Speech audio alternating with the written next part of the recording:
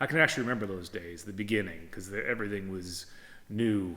Um, but life really has turned into a Groundhog Day. Seasons change, so that helps me. Birthdays, Mother's Day, Father's Day, Labor Day, those things come along and they remind you where you're at. Garbage Day, it's like, oh, got to put the garbage out. These are things that you never thought about that much, but those are the markers in life right now, unfortunately. It was strange for everyone. We were living in a bubble, that bubble being our household. I have my wife and three children and a dog, and we were just stuck at home. And it was a scary time just watching the numbers every day just kind of explode in terms of the number of uh, people with COVID and those that have passed. So in March and April of 2020, there was a general sense of fear and devastation from reading and watching the news about how this pandemic was affecting our world.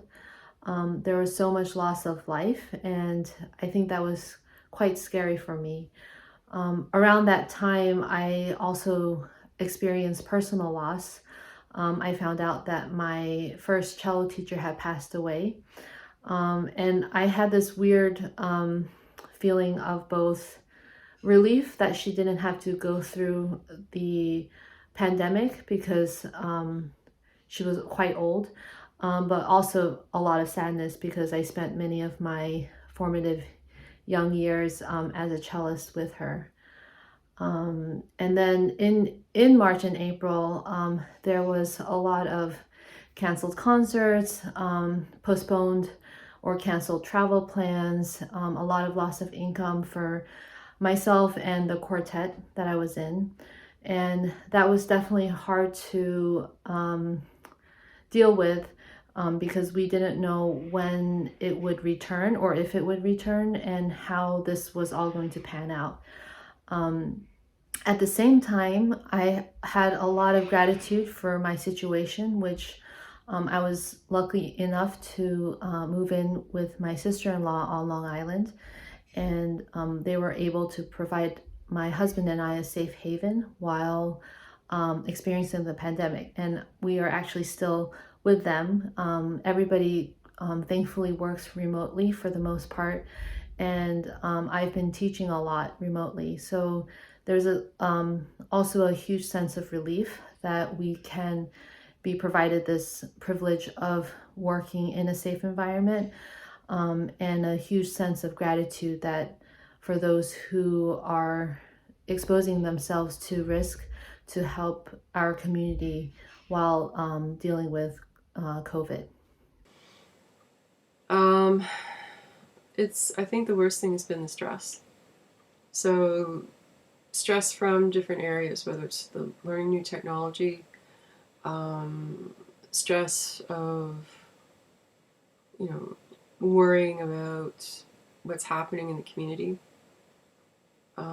with COVID, and dealing with negativity, I think, in the community. Um, when it comes to physical distancing or people not wanting to adhere to that, and it's stressful, I think, watching our healthcare professionals and um, you know workers who are just going the extra mile to make sure that our community and country is safe. Whether truck drivers having to get across the border to bring in food and necessities of life, in the stress that they go through in order to make that happen. Healthcare professionals having to deal with the stressors not only of their job in general, but with the dealing with the pandemic, and then also seeing people in the community not adhering to public health protocols, which, puts healthcare professionals, potentially even in more danger. So that's, that has not been, that's been heartbreaking to see. My coping mechanism is routine. I have to say, because I have a dog, that's probably the best thing that I ever have, because she makes me do a long walk twice a day, and I'm sure that exercise has helped keep me sane. And of course, the love and affection I get from my dog is also wonderful. The best thing that actually happened to me this year was my father passing away. He was 98. He lived in a long-term care facility. His quality of life was not good. He was not happy, and he basically just faded away. And I can't say enough wonderful things about the facility that he was living in, how well they took care of him. When it became evident that he was palliative, I was able to go in and sit with him and bring a harp and play music with him. And playing music and watching him pass is one of the best memories I think I will ever have of him. The other positive thing about my dad's passing is that in the summertime we were able to have a small memorial with a small group of family and friends, and COVID restrictions actually made it very easy, because we had definite rules about what we could and could not do. So when you have 4 siblings who all have different ideas of how to celebrate your father, who's lived for 98 years, it was actually very easy, because we had a funeral director telling us this is exactly how you have to do it, and there was no room for us to discuss or change anything. Turned out beautifully, and again, I'm very lucky because I play an instrument that does not involve use of the voice or breath, so I was able to play music at my father's memorial celebration, which again was a privilege for sure. For me, the worst thing that happened this past year is that 2 of my family members actually passed away from COVID. My wife's aunt, her husband, passed away of COVID, and a godfather to my wife and myself from our wedding passed away just 2 months ago. And it was just, it was very sad not being able to see them and be with them and to celebrate their life. And it was just sad not being able to go to the funeral, but just kind of participate online. Personally, yeah, lots of things have canceled, but that's fine. I can't go to live music, which I love. I can't go to sports, which I love, but these are minor inconveniences. But the worst thing is the opportunities that I'm seeing my children lose. My daughter, amongst other things, she's very good at sports. So she can't go play on her softball team. She can't go on her volleyball team or soccer. She's very social. Can't get together with her friends. The Sweet 16 birthday parties are happening right now, and they're not happening. And my son, he's in grade 12, which is a terrible year to be graduating high school. All the parties, all the events, all the interesting things that happen as you're about to go on to the next part of your life aren't happening. And God, he's got to make a decision on university, and it's pretty hard to do right now. We can't even go visit them. Like, that's one thing I plan to. I'll take him to Montreal. My wife will maybe take him to Halifax, whatever. And the lost opportunities for the ones I love is probably the worst things that's happened. Put your head down, just keep going. There's no way to control what's happening in the world. There's no way to change what's happening in the world. So it's life, and you just got to live it to the best of your abilities and to the best of the opportunities that are present at that time. and those opportunities are way less than they were in the past. But you just have to accept that and not get too down on that by that fact. A lot of really good things have happened to me, which is sort of has been a little bit of a strange thing for me to reconcile with overall, the past year being so crappy for, humanity in general, I think. It's, I moved in with my girlfriend, Mackenzie, and we got our sort of first apartment together. I got my master's degree in music. I've been working more bizarrely as a composer than I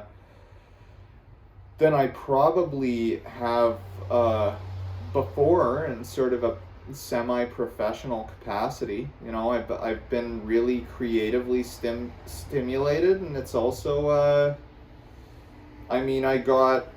I also work as a sound guy, and I got a really sort of unexpected gig as a sound guy, really strangely, through the pandemic, relating to a live performance over the summer. So things have been really good for me, and it's sort of like, I don't know, there's a slight little bit of feeling like someone who got on a lifeboat off of the Titanic or something, when the arts has been absolutely decimated.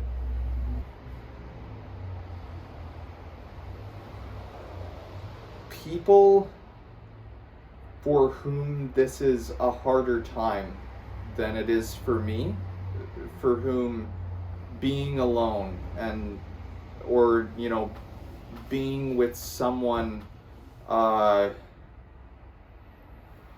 don't know, for whom solitude or solitude is not really an option, and they're just stuck in isolation. I really hope that can get better somehow, because there's something I heard going around a while ago. There's the whole sort of we're all in the same boat thing. We're not all in the same boat. We're in the same storm, but everybody's in a different boat. I do hope that maybe in the holiday season of 2021 that we'll be able to see family and connect, and I can't imagine how nice that would feel, just to be able to hug your family again and sit down and have a meal with more than 5 people. It would just be such an emotional experience, I think, for a lot of people. And you get to talk to people online now and see how things are, how is life, but being in person, it's just so different, and I can't wait for that moment. Hopefully that will be able to come soon enough. Personally, in my private life has been a year of my dreams. I have met my partner, and we simply can't believe that so many coincidences happened, and if the pandemic didn't occur, that wouldn't happen. So I'm very grateful that pandemic started and I came back to Belgrade earlier than on planned vacation, and we have crossed our paths. So in personal life, I have gained many riches as well in professional life. Challenges were at the moment hard, but with a clear thought and simply having a few seconds to think about what is the best path forward and how can we use what is happening to improve ourselves were always main tactics that I have used.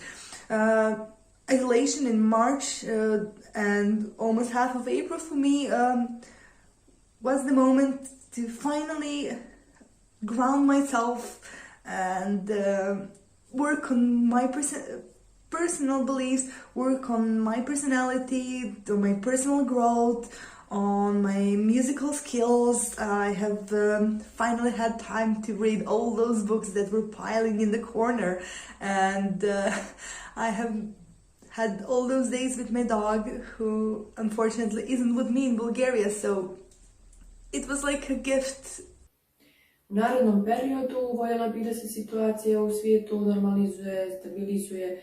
Nadam se da ćemo uskoro moći slobodno da se krećemo, družimo bez straha za zdravlje bližnjih, ostvarimo neka nova poznanstva, putujemo. Ovaj period će definitivno ostaviti trag u našim životima, ali ako se može izvući nešto dobro iz ove situacije, to je da zastanemo malo, pazimo više jedni na druge, zanemarimo razlike, volimo više, dopustimo promjenu u svoj život, možda nam donesu nešto još bolje. The future, I really hope, even as I notice here in the States we're opening up ever so gradually, I like the idea of opening up. When they even our state governments talk about opening up, I think to myself, what can we open up to as a society, and can we open up to each other? And can we find ways of opening up to each other that are not just virtual anymore, and that will feel brave enough and vulnerable and good with one, and being good to each other and kind to one another and generous to each other. And I hope that will soften our hearts towards each other, and that's what my hope is for the future. And that's kind of a big general statement, but I think we've missed it so much with some of the physical isolation that's kind of my hope, is that as we keep opening up physically in our society, that we'll do that with one another even more. And that also it's turned our eyes to the environment a little bit more, and that, we were able to, at least I was able to, even within isolation in the pandemic, to walk in the forest and enjoy nature and appreciate it on a much more deep level by myself. A lot of us did that by ourselves. So having that and just continuing to embrace that and value that in our individual lives as well as with each other, I think that will help save the planet. That would be my other big hope for the future. I believe that because we've been experiencing this crisis collectively, that people will be more empathetic towards other people. I think it's important to develop empathy, to become a better person, to develop gratitude, and to be humble. And I think we have been humbled as, a society that, Mother Nature will win every time, regardless of our arrogance and conceit. And, Mother Nature will win, but, it's important that in this time that we develop all of those three attributes, gratitude, humility, and empathy. And I hope that through this experience that as a nation, that we become better people, and that we learn that we can certainly do things if we put our mind to it, collectively and individually, and that we can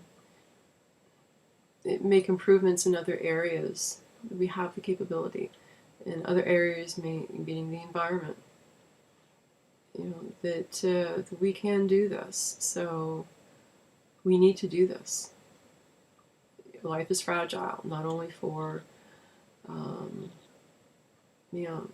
our nature, but for us.